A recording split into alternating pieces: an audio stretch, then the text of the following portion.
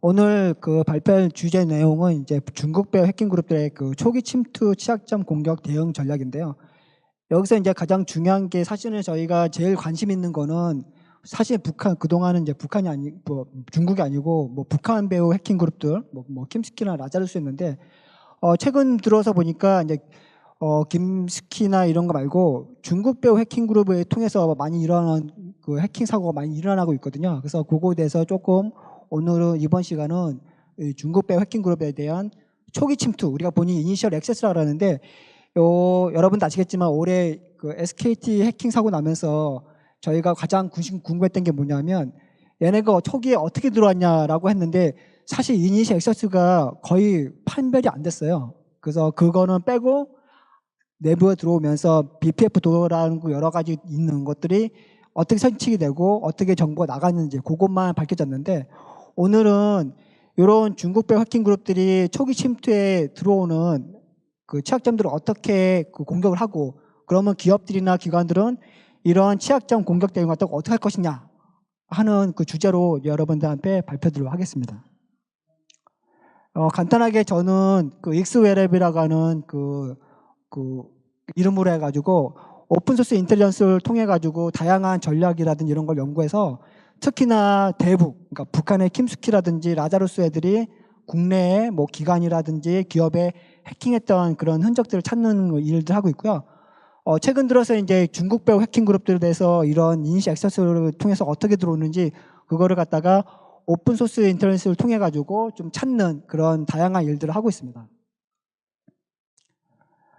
그래서 오늘 간단하게 목차를 드리면 이제 중국 배후 해킹 그룹들 여러 가지가 있는데, 최근 들어서 미국의 그 사이버 보안 인프라 보안국이라고 있어요. 키사라고 하는데, 근데 이런 키사를 통해 가지고 여러 가지 중국 배후 해킹 그룹이 있는데 그 중에서도 가장 주목받고 있는 것 중에 하나가 타이푼이라고 하는 APT 그룹입니다. 그래서 아마 처음 들어보신 분도 계시겠지만 최근 들어서 이 타이푼 그룹들 중에서 가장 주목받고 있는 그룹이 솔트 타이푼, 우리가 흔히 말하는 뭐 직역하면 소금 태풍이라고 하는데 영어로는 솔트 타이푼이라고 하는 해킹 그룹이 굉장히 과감하게 주목을 받고 있습니다.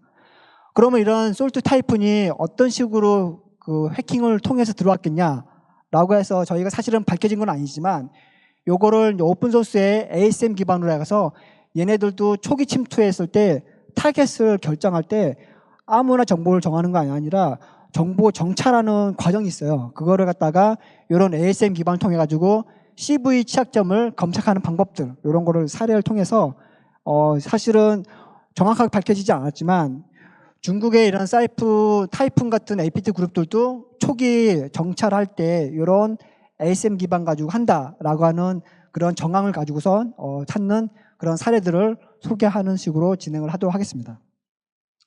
우선 이제 중국 배후 해킹 그룹들에 대해 설명을 드리도록 하겠습니다.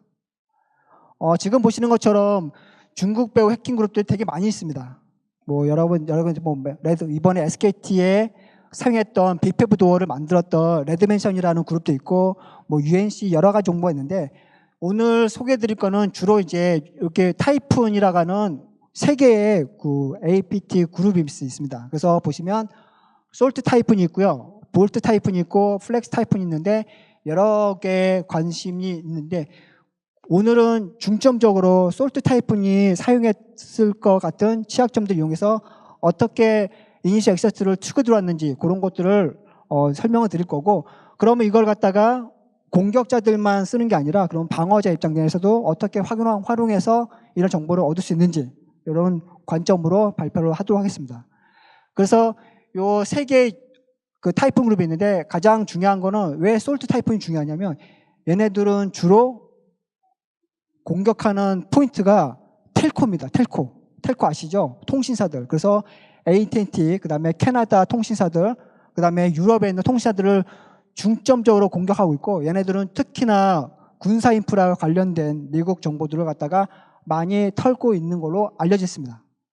그 다음에 이제 볼트 타이푼이라는 그룹이 있는데 얘네들은 주로 이제 그 인프라를 그 취약점을 공유하고 있지만 솔트 타입에 비해서는 아직까지는 그렇게 공격의 포인트라든지 스펙트럼이 넓지가 않다라고 하는 게 있고, 플렉스 타이프는 주로 IoT들을 공격합니다.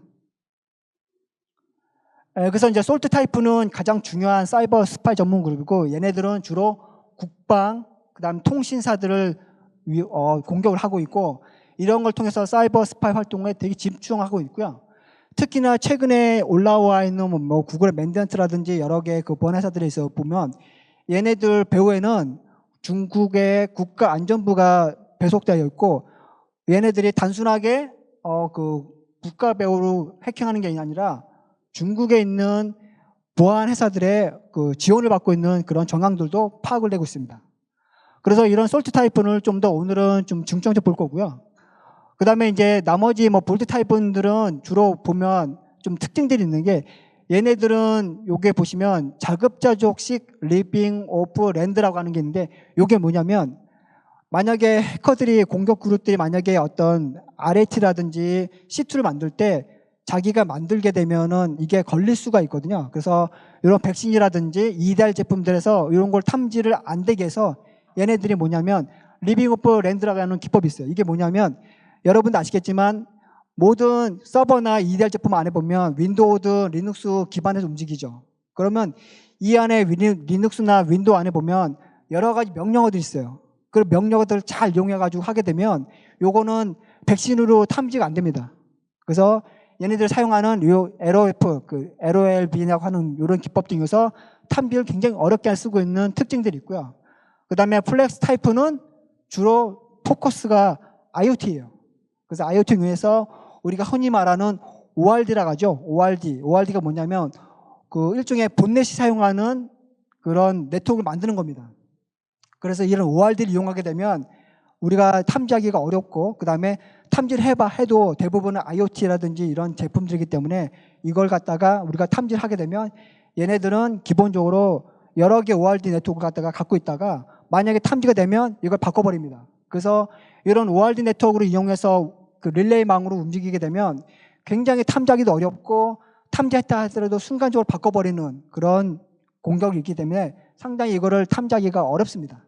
그래서 이런 세 개의 중요한 타이프 그룹 중에서 여러분들한테 소개해드릴 거는 오늘의 그 하이라이트는 사실은 솔트 타이푼이에요. 그래서 얼마 전에도 기사가 나왔죠. 이 솔트 타이푼이 주로 중국 뭐 여러 개 하지만 얘네들은 포커스가 일단 첫 번째 타겟은 미국입니다. 그래서 미국의 텔코, 통신사들, 그 다음에 국방 인프라들, 그리고 미국에 있는 공공기관들, 국가기관들을 많이 해킹을 하고 있죠.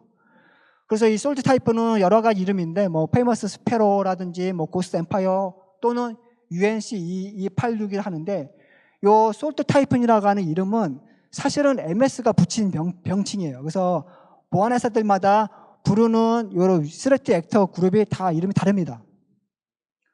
그래서 이 솔트 타이푼을 몇몇 보게 되면 국가안전부라고 하는 미국의 그 중국의 국가안전부라고 하는 산하기관과 연계되어 있는 거로 추정되어 있고, 그 다음에 얘네들은 글로벌 통신을 많이 해킹하죠. 그래서 요게 왜 중요하냐면 최근에 SKT, KT 뭐 많이 있죠. 통신사도 우리나라도. 그래서 해킹 사고가 많이 났는데 얘 주체가 누구냐라고 하는 이슈가 있습니다. 그래서 지금은 이게 북한인지 중국인지 밝혀진 건 없지만 얼마든지 요 솔트 타입분들은 전 세계의 통신사들을 많이 해킹하기 때문에 어느 정도 관련이 있지 않을까라고 하는 추정이 가능하겠죠. 그래서 얘네들이 사용하는 기법들 보게 되면 오전에 아시겠지만 시스코 iOS를 취약점들 이용한 CV 취약점, 그 다음에 이반티 커넥터 시큐어 VPN들, 그 다음에 뭐 팔로알토 등등 다양한 이런 외산 솔루션들을 이용해서 많이 치고 들어오고, 만약에 해킹한 다음에 얘네들 뭐냐면 비표준 포트에서 얘네가 별도로 들어갈 수 있게끔 시큐어셀을 열어놔요.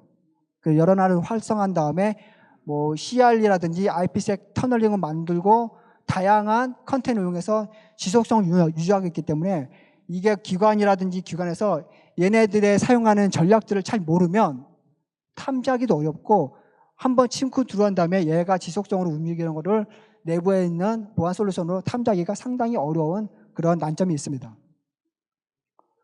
그래서 이 솔트 타이푼과 관련된 보안 회사가 있는데, 최근에 이 솔트 타이푼과 관련돼서 얘네들이 오랜 동안 2019년부터 작동했는데 사실 밝혀진 게 거의 최근이나 작년에 밝혀졌거든요. 그래서 그동안에는 얘네들 공격을 갖다가 탐지 못했는데 이런 관련해서 솔트 타이푼이 그동안 우리가 알려져 있는 것도 말고 중국의 배후 해킹 그룹들에 지원해주는 보안 회사들이 몇 개 있어요. 그래서 이런 FBI에서 올린 리스트가 바로 이렇게 이거거든요. 재무부에서 제재 목록 올라온 3개 회사가 있습니다. 그래서 주로 보면 뭐 시안, 베이징 이런 쪽 있죠. 특히나 시안 쪽에서 올라온 정보 중에서 여러분들이 중점적으로 볼 게 하나 있어요.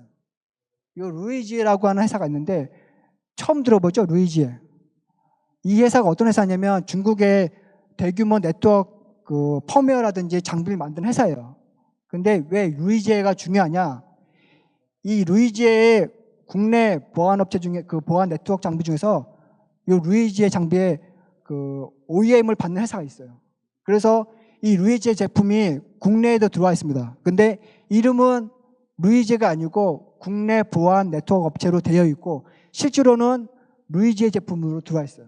이것들이 상당히 국내에 많이 들어왔는데 이걸 갖다가 전문 용어로 뭐라고 하냐면 화이트 라벨이라고 합니다. 우리 아시겠죠? 그 택깔이라고 하는 거. 분명히 중국산 제품인데 들어올 때는 국산으로 확 돌려서 화이트 라벨로서 들어오는 게 많습니다. 그래서 이런 그 루이지에가 이렇게 솔트 타이푼 해킹 그룹과 관련된 그 중국 보안 회사라서 미국의 재무부가 얘네들 갖다가 다 제재 목록에 올려놨어요. 그래서 얘네들은 미국으로 수출하거나 뭐 우회 통로라든지 이런 다양한 방법으로 수출하거나 그런 것들 할 수가 없는 상황입니다.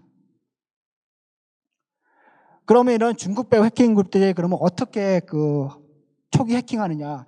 얘네들이 초기에 보면 어느 기관이든 초기에 들어갈 때 처음에 들어갈 수 있는 이니셜 액세스가 필요해요. 그래서 아침에 앞전에서 설명하신 분들이 뭐 로그인 정보 같은 것들을 뭐 자격증명을 다크웹에 판다고 하는데 다크웹을 통해 가지고 구매하는 것도 있지만 얘네가 직접적으로 타겟을 판별을 해가지고 직접적으로 RC를 치고 들어가는 케이스도 되게 많습니다. 그래서 얘네가 이용하는 취약점들이죠. 그래서 보시면 CV가 2025년부터 2024년도, 2023년도 쭉 있고 제품도 보시면은 비교적 최근에 나온 마이크로소프트의 쉐어포인트, 그 다음에 시큐어 커넥트를 해가지고 이반티 커넥트 시큐어를 해가지고 VP입니다. 아마 이반티는 잘 모르실 텐데 이반티의 앞전의 회사가 뭐냐면 펄스 시큐어예요. 그 펄스 시큐어라는 회사를 갖다가 인수한 게 이반티입니다. 그래서 지금은 이반티가 말 그대로 펄스 시큐어도 얘네 이반티고 이반티도 VP입니다. 그래서 이 중국 배후 해킹 그룹들이 되게 많이 이용하는 것 중에 하나가 항상 이반티는 올해, 작년, 2023 보면 항상 꼭 한 해에 꼭 제로데이로 해서 RC가 안 나온 적이 없어요. 그래서 실제로 이반티 커넥트 시큐어를 이용해서 해킹을 당한 케이스가 많이 있고 문제는 이게 찾아도 저희가 이거 패치하기가 쉽지 않아요. 왜냐하면 국내 업체가 아니고 외산 업체인데 외산 업체가 이걸 찾으면 국내 그 보안 업체들이 이거를 납품하는 업체들이 바로바로 그 제로데이가 나오면 이걸 알려주고 패치를 해야 되는데 거의 패치가 안 됩니다. 그러다 보니까 이 솔트 타이프는 이런 취약점을 이용하는데 얘네들은 이때까지 제로데이 취약점을 이용해서 했다는 정황은 없어요. 대부분 어떤 거냐면 엔데이예요. 취약점 나오고 나서 패치가 나온 상태에서 우리가 안에서 패치를 안 해서 나온 취약점을 집중적으로 해킹하는 그런 그룹들입니다. 그래서 얘네들이 사용한 것들은 요리 이반티만 있는 게 아니고요. 포티넷도 있고 그 다음에 뭐 바라쿠타도 있고 그 다음에 포티OS 그 다음에 시트릭스 엄청나게 다양한 것들을 이용하죠. 그래서 보시면 이반티 VPN을 갖다가 2023년도 나온 취약점 그 다음 2024년 나온 취약점 요걸 이용했는데 요 두 개 취약점들은 뭐냐면 이반티 커넥트 시큐어 VPN인데 인증을 다 우회하는 거예요. 인증 우회한다는 게 뭐냐면 내가 인증 몰라도 그 취약점 이용해서 바이패스 하는 거예요. 이게 만약에 성공하게 되면 내가 인증은 몰라도 이 바이패스 취약점 이용해서 안에 들어가서 VPN을 장악하고 그 다음에 그 VPN을 장악한 다음에 그 장악한 위치에서 정찰 통해 가지고 레터럴 무브먼트 들어가죠. 측면 이동해서 이제 다른 해킹 공격할 수 있는 서버를 찾거나 하는 이런 형태로 해서 많이 운영하죠. 그래서 얘네들이 해킹을 당하면 뭔가 로그를 남겨야 되는데 이게 만약 성공하면 로그를 안 남긴 케이스가 많아서 우리가 이때까지 해킹을 당했는데 어떻게 해킹이 당했는지를 정확하게 밝혀낸 적이 없어요. 그 다음에 팔로알토 아시죠? 엄청 그 유명한 보안 방화벽입니다. 얘도 작년에 나온 치약점 중에서 유명한 게 2024년 나온 게 340이라고 하는 CV가 있어요. 이거 이용하게 되면 커맨드 인젝션 시켜가지고 제가 이 로그인 안 하고도 이 방화벽을 통해 가지고 명령을 보낼 수 있어요. 그러면 명령어를 인젝션 한다는 얘기는 뭐냐면 공격자 서버가 NC를 띄운 다음에 얘를 명령을 치워가지고 리버스 커넥션을 맺을 수가 있어요. 그러면 마찬가지로 이게 명령이 먹히면 그 방화벽 갖다가 제가 원격해서 탈출해가지고 들어갈 수가 있죠. 그래서 이렇게 중요한 보안 장비가 만약 탈취가 되면 사실 내부에서는 이걸 탐지할 방법이 없어요. 뭐 여러 가지 뭐 제로 트러스트 여러 가지 하지만 결국은 로그를 다 남게 되는 거고 이런 격리가 잘 돼야 되는데 사실은 이 격리가 잘 되지 않습니다. 일단은 이런 방화벽들이 탈취가 되면 그다음부터는 이제 공격자 마음대로 여러 개 정찰을 통해 가지고 가장 취약한 서버를 또 탐지할 수 있는 그런 방법들이 여러 가지 있겠죠. 그 다음에 얘네가 사용한 것 중에서 이런 장비들 말고 시스코도 굉장히 중요한 타겟이에요. 그래서 보시면 시스코 XE라고 했는데 여러분들 혹시 시스코 아이오스 구분하는 거 혹시 아세요? 시스코가 기본적으로 iOS가 있고 iOS XE가 있어요. 두 개를 구분한 방법은 뭐냐면 iOS는 전통적으로 시스코가 개발했던 네이티브 iOS인데 최근 들어서 요게 시스코가 버전업을 하면서 iOS X라고 하는 형태로 해서 소프트웨어가 올라가는데 얘는 기본적으로 리눅스 기반에서 올라가는 거예요. 그러다 보니까 시스코 iOS XE는 리눅스에서 많이 발생하는 취약점이 있으면 얘도 똑같이 받아요. 그러다 보니까 최근에는 iOS가 그 시스코 iOS가 별로 없었는데 얘네가 iOS 갖다가 X로 올리면서 굉장히 많이 취약점이 나오고 공격을 많이 받고 있습니다.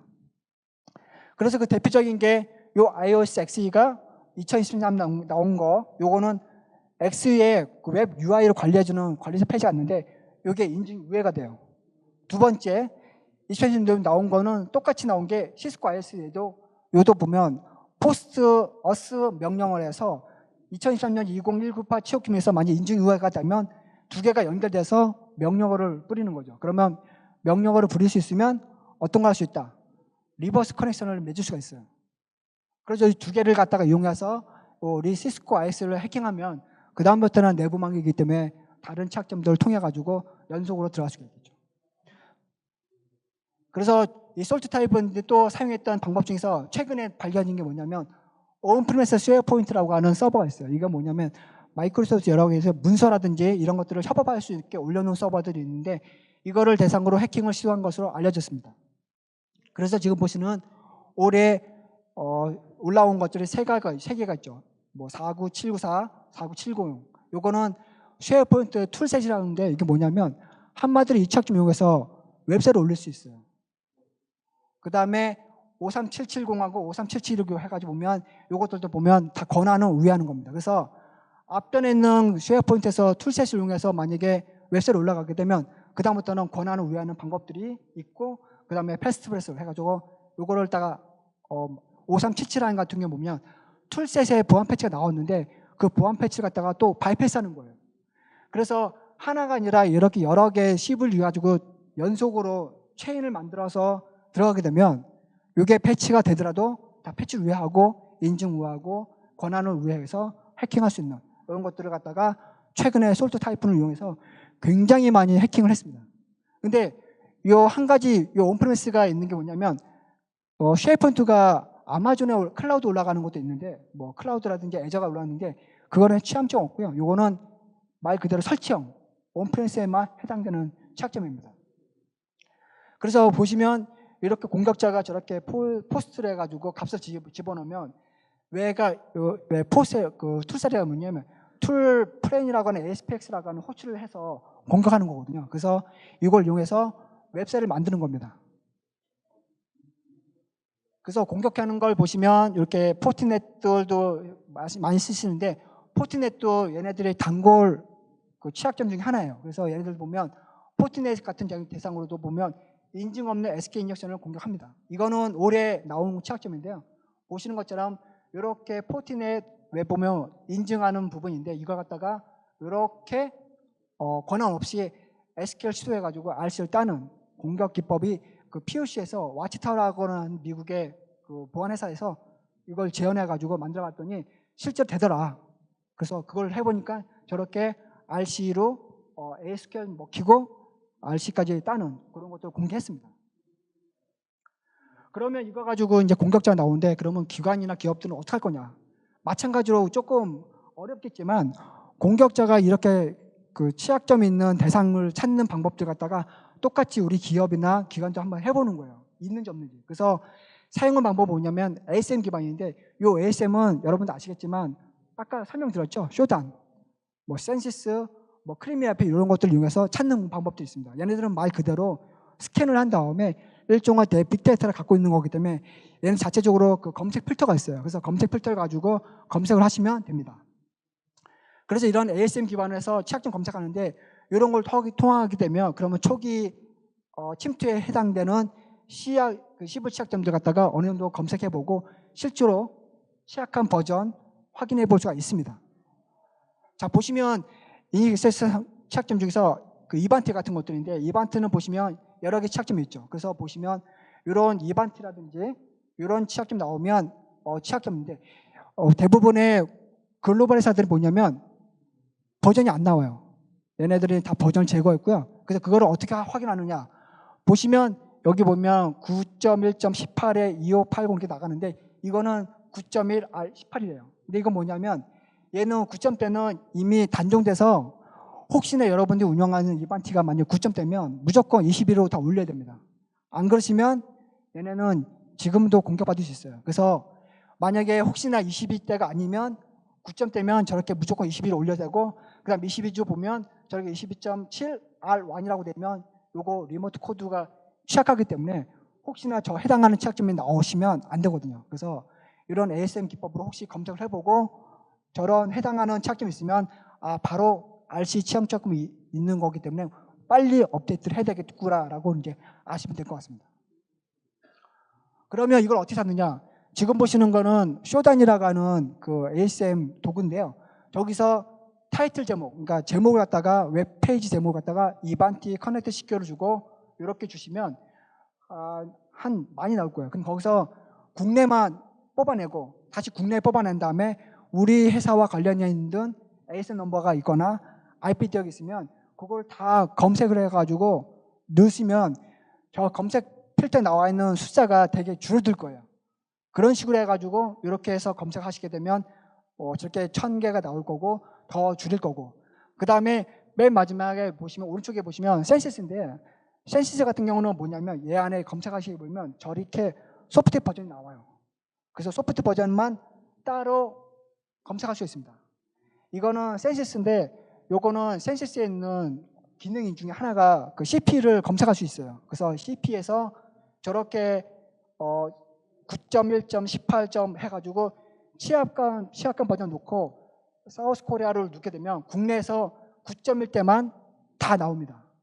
그러면 거기 중에서 혹시나 우리 회사와 관련 있는 IP가 있는지 또는 우리 회사와 관련 있는 뭐 ASN 넘버가 있다든지 해서 검색해서 출연하시게 되면 쉽게 우리 회사와 관련된 저 취약한 이반티 시큐어 VPN을 찾을 수가 있습니다. 그래서 이렇게 해서 검색하시면 이렇게 나오고요. 여기 보시면 국내에서 해당하는 취약점을 하게 되면 30대가 나옵니다. 그래서 30개면 간단하게 하루 한 30분이면 얼마든지 검색할 수 있거든요. 그러면 눌러보시고 우리 회사와 관련 있는 IP가 있는지 확인해 보시면 될 것 같습니다. 이런 방식으로 해서 이니시 액세스에 악용될 수 있는 CV 취약점 중에서 이반티 같은 걸 찾을 수가 있고요. 두 번째는 이제 이반티에서 보면 이건 UNC522이라고 하는 스레트 액터가 사용했던 방법인데요. 이거 보시면 이건 올해 나온 취약점입니다. 올해 이반티 관련된 게 되게 많이 나왔는데 작년에도 나왔고 올해 나왔는데 그중에서 올해는 또 보시면 이반티 엔드포인트 매퍼 모바일이라고 해서 EPMM이라는 소프트가 있는데 얘가 인증우회가 되는 취약점이 있어요. 그래서 이것도 마찬가지로 검색하는 방법인데 검색하는 방법은 실제로 얘네들이 어떻게 찾냐면 만약 찾게 되면 지금 보시는 것처럼 MIPS, RS, API, V2, 피겨 유저라고 나오고 포밋이라고 나오는 그 URL이 있거든요. 거기 URL 놓은 다음에 저렇게 3 곱하기 333 누르면 만약에 취약점이 있는 사이트면 장비면 보시는 것처럼 이렇게 3 곱하기 333 곱한 게 999가 나오면 이건 취약한 거예요. 그래서 이렇게 취약한 버전의 이반티를 확인할 수 있는 방법이 있습니다.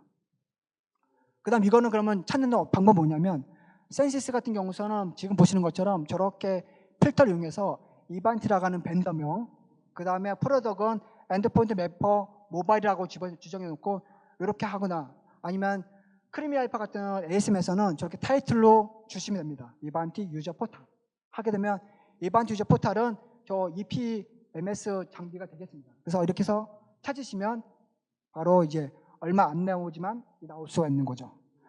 그래서 이게 실제로 공격자들도 이런 식으로 찾아서 공격하기 때문에 이게 만약에 나오면 그 해당하는 IP 대역이라든지 ASM 있는 분들은 이걸 갖다가 확인해가지고 조치를 하시면 될 것 같습니다.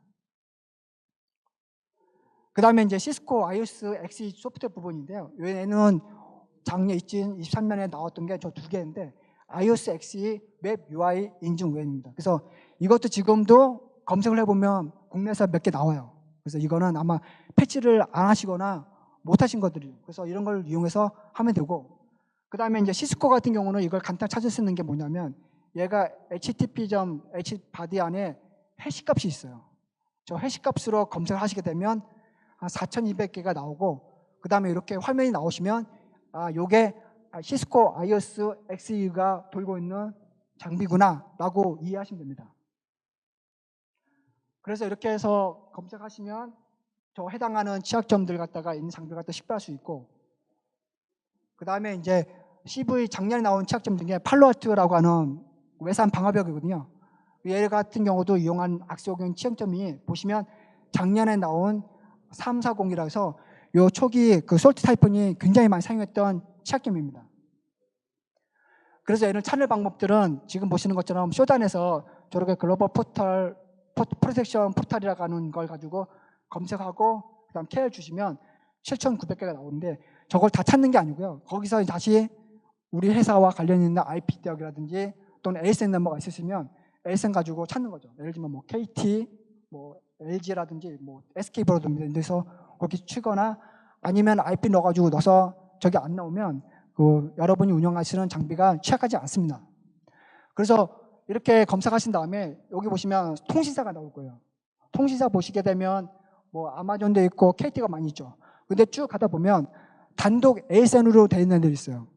지금 보시는 것처럼 여기 보시면 뭐 코리안 에듀케이션 네트워크가 되어 있죠. 이거는 국가 그 학술망이거든요.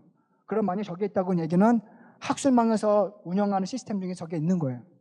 그러면 거기는 이제 해당하는 기관이 확인해 보시고 우리에서 관리하는 IP가 맞다 그러면 저거는 바로 이제 패치를 하거나 버전이 만약에 취약하다라고 하면 이제 아까처럼 올려야 되는 거죠. 취약점.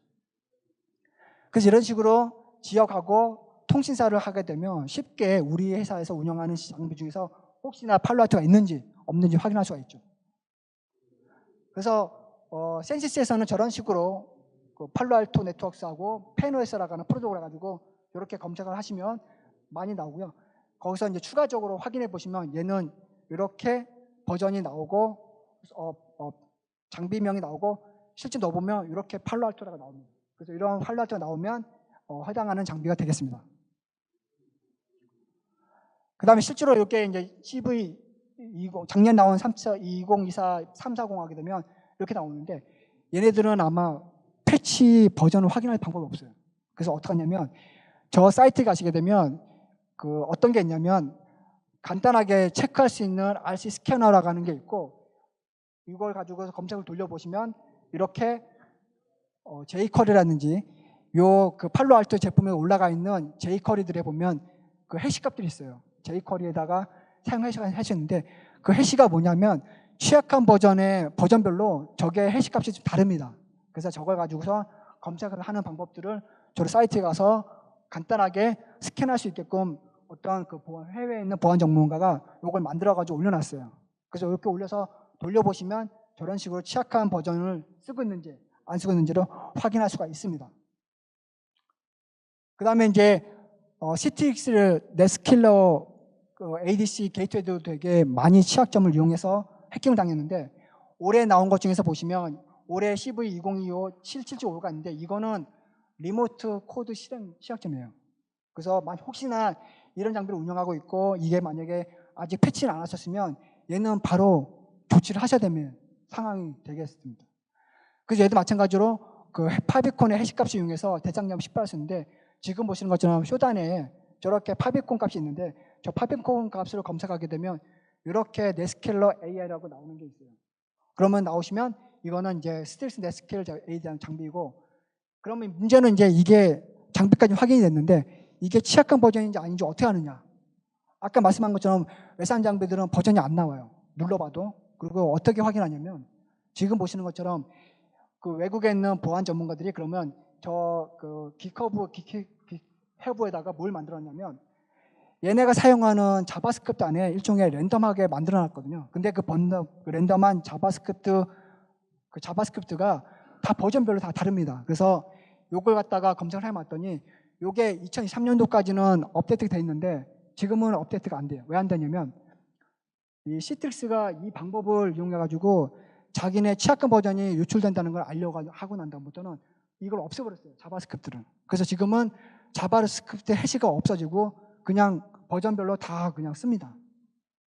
그렇지만 지금도 아직까지 확인해 보시면 이렇게 사용한 자바스크립트 해시값하고 버전이 확인할 수 있어요. 그래서 13점대까지는 다 확인을 할 수 있기 때문에 이 확인한 버전을 이용해서 우리가 만약 혹시나 우리 기업에서 만약에 네스켈을 쓰고 있다 그러면 우리 사용하고 있는 해시값하고 저 그 버전을 매핑 시켜서 확인할 수 있죠. 그래서 시트릭스에서 이렇게 나온 걸 갖다가 그 크리미널 IP라고 하는 에이셈 가지고 확인할 수 있는 게 뭐냐면 저렇게 시트릭스 게이트웨이 놓고 해시값을 들어가 있는 자바스크립트 집어넣고 검색하게 되면 저렇게 해시값이 나오면 저거는 그 취약한 버전의 자바스크립트 해시값을 갖고 있는 장비이기 때문에 요거는 바로 요 취약점 버전에 노출되어 있는 장비라고 보시면 되겠습니다. 그러면 이렇게 취약점이 있는 버전에서 자바스크립트 해시값에 해당하는 취약점을 가지고 확인하게 되면 얘가 취약한 건지 안 취약한 건지를 확인할 수가 있습니다. 네, 정리 좀 부탁드리겠습니다. 네, 그다음에 이제 마이크로소프트 마지막인데요. 최근에 이게 마이크로소프트 온프레스의 쉐어포인트 서버를 이용해서 해킹했던 사례가 되게 많이 있어가지고 국내에서도 이렇게 쉐어포인트를 이용해서 취약하는 걸 찾아야 됩니다. 그래서 취약한 버전은 지금 보시는 것처럼 쉐어포인트 서버 2016, 2019 그다음에 쉐어포인트 구독형 에디션 이 세 가지 버전 찾는데 찾는 방법은 저렇게 컴포넌트 쇼단에서는 HTTP 컴포넌트라는 필터를 이용해서 마이크로소프트 쉐어포인트 하게 되면 이렇게 많이 나올 거거든요. 한 4만 대가 나올 겁니다. 그럼 여기서 아마존, 애저 같은 데 올라가는 거 다 빼고 KT나 SK 가지고 설치가 되어 있는 것들만 뽑아내시게 되면 이렇게 해서 해당하는 버전들을 확인할 수가 있습니다. 그래서 혹시나 이렇게 해서 나오시면 눌러보시면 저런 식으로 쉐어포인트가 나올 겁니다. 그 다음에 이제 포티넷 같은 경우도 보면 이거 2022년 나온 취약점인데요. 얘도 원격 인증 후의 취약점인데 이렇게 검색을 하시게 되면 이렇게 제목이나 저렇게 포티게이트라는 제목이 나오면 이게 이제 포티게이트가 나오고 실제로 얘는 지금 보시는 것처럼 취약한 버전을 사용하고 있는 그 자바스크립트 해시 값을 가지고 검색한 다음에 실제 돌려보면 어떤 공격이 먹히냐면 요 인증을 안 한 상태에서 그 포틴 장비에다가 공격하게 되면 얘가 메모리상에서 자기가 갖고 있던 계정 정보를 보여줘요. 그래서 이걸 통해 가지고 계정 갖다가 어드민 뭐 이런 것들을 뽑아낼 수가 있습니다. 그래서 만약 이것도 지금도 이거 패치를 안 하시게 되면 이런 중국 배우 해킹 그룹들이 지금도 계속 노리고 공격하고 있다라고 하는 걸 알고 계시면 좋을 것 같습니다.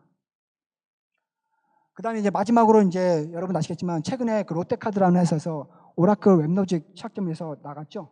근데 사실은 오라클 웹로직이 보시면 2017년도 버전이에요. 이거 지금도 보면 찾아보면 지금은 거의 없어요. 없는데 어떻게 이게 2017년도 걸 찾아서 했는지 참 그것도 용이하고 그리고 아직도 2017년도 웹로직 취약점인데 이거를 조치 안 하고 가지고 있었던 회사도 좀 제가 볼 때는 이해가 안 됩니다. 그래서 보시면 이 취약점 내용은 웹로직에 보면 WS라고 하는 컴포넌트 있는데 그걸 이용해서 해킹한 거예요. 그래서 해당하는 취약점은 굉장히 오래됐습니다. 오라클 10점대, 12점대인데 이거 찾기도 어렵고 지금도 거의 없어요. 근데 만약에 여러분들이 운영하시는 취약점이 있을 때 얘는 기본적으로 7001번에 저걸 컴포넌트를 쓰거든요. 그래서 저 WSS라고 하는 컴포넌트가 만약 7001번에 떠 있고 저 URL로 검색했을 때 아래처럼 이게 나오면 이거 취약한 거예요. 이거는 오라클 RC가 되기 때문에 혹시나 여러분들 운영하시는 오라클 셀 눌러보시고 이런 화면이 나오면 안 된다. 만약 이런 화면이 나오면 이거는 바로 패치를 하거나 조치를 해야 됩니다. 네. 이런 식으로 해서 검색할 수가 있습니다. 그래서 제가 마지막으로 드리고 싶은 거는 공격자가 해킹할 때 이런 것들 갖다가 우리 방어하는 입장에서도 똑같이 공격자처럼 우리 회사와 관련된 취약점이 있는지를 확인해 보고 만약 있으면 바로 저런 식으로 방법을 이용해서 조치를 하는 방법이 제가 볼 때는 지금 이런 타이푼 같은 해킹 그룹들이 공격하는 그 빌미를 좀 줄일 수 있는 제가 볼 때는 그 대응 방향이 상하고요.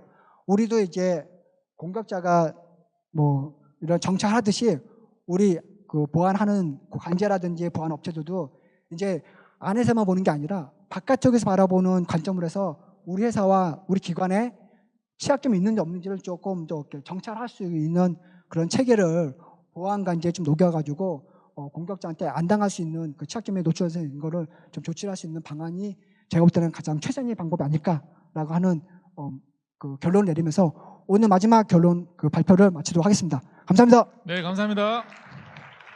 네, 오늘 우리 윤 대표님 감사합니다. 강연. 바쁘신데 요즘 뭐 보안 사고도 굉장히 많고 그런 상황에서 이렇게 끝까지